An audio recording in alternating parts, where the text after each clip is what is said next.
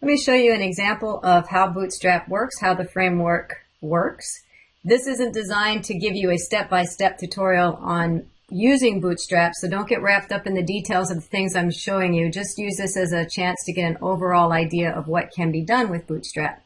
And I think once we're finished here, you'll start to recognize that there's a lot of websites out in the internet that utilize Bootstrap. It'll start to look familiar to you. So let me just jump in and show you what we've got. I'm going to getbootstrap.com, which is the web page that you'll get all of your materials or documentation on Bootstrap from. And the first link I'm going to click on is this Getting Started. And we'll look at this a lot more in detail in other videos, but what I want to point you to in the short run is I'm going to scroll to the bottom here. And here you're going to see examples of templates that are already created utilizing Bootstrap. So you can see how easy it is to get things up and running. What I'm going to do is go a little bit further down here and show you some of these examples.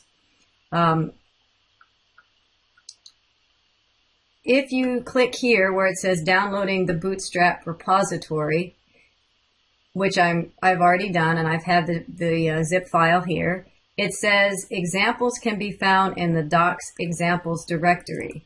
So in other words, I would like to see an example of how easy it is to create, for example, this carousel. So wow, that sure looks nice. You're telling me it's easy to create this with Bootstrap? Yes, I am. So I'm going to open up this Bootstrap folder. This is what I just downloaded from that link I showed you. And it said that if I look in the docs folder and I look under examples, these are those examples. Let's see if I can put these side by side here. These are examples that we're seeing here. So in other words, I wanted to see that carousel example that I just showed you, carousel. And so carousel is right here in this carousel folder. So I'm going to click on that. And out of curiosity, let's go ahead and click on the index folder and see what we've got. And there it is. So very simply, I should have access to a template to create this file, this web page. Notice it's responsive. So it's doing all the responsive work for me. I don't have to do anything. Notice how I go to from 3 columns down to 1 column just by changing my viewport size. So this is some of the benefits of Bootstrap. So let's look at this a little bit more in detail to take some of the maybe some confusion out of the picture here. Let me close this window out. Okay, so here I am in, let's see, let me do it from here. Where's desktop? There's my desktop. Bootstrap. So this is what I just downloaded, and we were in this docs folder, and we are in examples. Okay, so what I'd like to do is I'm going to open this index page that's providing me with this template in Notepad, because I want to point something out to you. The thing that's making this magic work, first of all, is that we're utilizing files that Bootstrap is giving to us. So if I look in, this is our source code for that carousel template that I just downloaded and that we're looking at. And here's where I want to bring your attention to. So here is where this index is currently being stored in this whole directory system that we've looked at, right?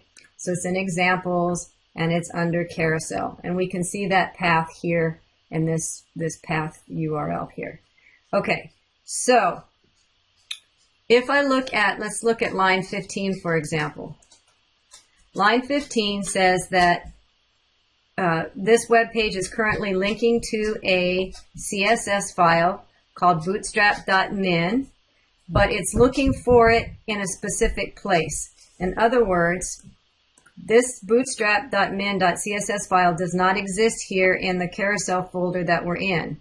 And so we have to be very specific to tell the browser where to look for that file in relation to where this index page, because the index page is the master, so to speak. It's look wherever the index is, and then in relationship to this index file, you'll find these other files. And what that means is, notice that this is the path relative to the index file where you can find the bootstrap min file, .css file. So // means go up a directory. So go up a folder. So this says we have two ... dashes. So let's go up 2 folders. In other words, we're currently, I'm going to use this, we're currently in this carousel folder. So if we go up 1 folder, we'll be in the examples folder.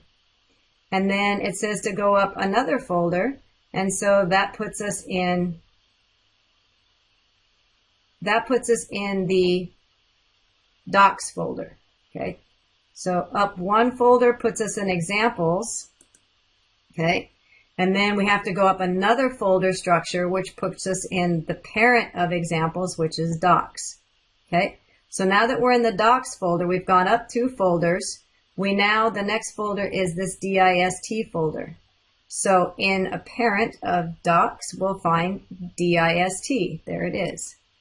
And in the dst folder, we should find the CSS folder, which we do. And then we find the bootstrap min.css. So that's how we give the path to the CSS folder that's required to use this bootstrap template. Okay? So the same thing is true with these assets files.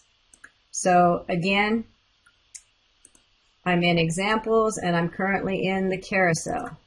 So the path says to go up 2 directory levels, examples, back to docs, and then find a folder called assets, which is here. And in assets, there should be a folder called CSS, which there is. And in the CSS folder, I should find this IE10 viewport, etc., etc.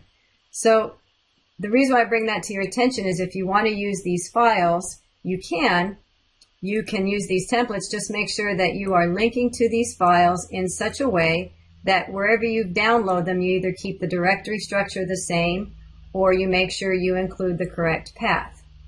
Okay? So once that's been established, let's look at the CSS, or excuse me, look at the HTML, and the rest of this should look really familiar.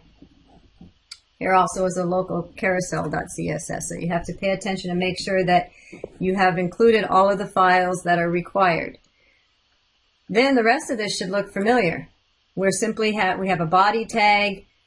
The way that Bootstrap works, and this is just an overall, is based on the fact that we're giving HTML tags a class that's specified by Bootstrap. In other words, if we have this class called navbar-wrapper, certain CSS styles are going to be applied just because we gave it the correct class name. And we'll see this in further examples when we look at Bootstrap more in detail. But the rest of this should look really familiar to you. You should be able to, if you get your links working correctly to your Bootstrap files, the rest of this looks familiar. These are simply spans that have toggle navigation, so you should be able to see the toggle navigation up there. You should be able to see all of these things that are, there's your home, about, contact, drop down, so that looks like this stuff. So just be recognizing your tags and replacing your English readable, your human readable information. You should be able to create very simply and quickly this carousel. Okay. Notice there's images, so you want to make sure that you keep track of your image files. So the rest of this should look relatively familiar. It's simply taking the tags that you already know and plugging it in with, you know what an H1 tag is, you know what an image is, you know what divs are. So within 5 minutes, very quickly, you can get up and running this carousel template. So again, this isn't designed to give you a step-by-step, but it's supposed to, this video is designed to give you an overall view of just by downloading some files, utilizing a template, I can have a professional looking page up and running very quickly. So that's what Bootstrap is. We will next look at how to start using it.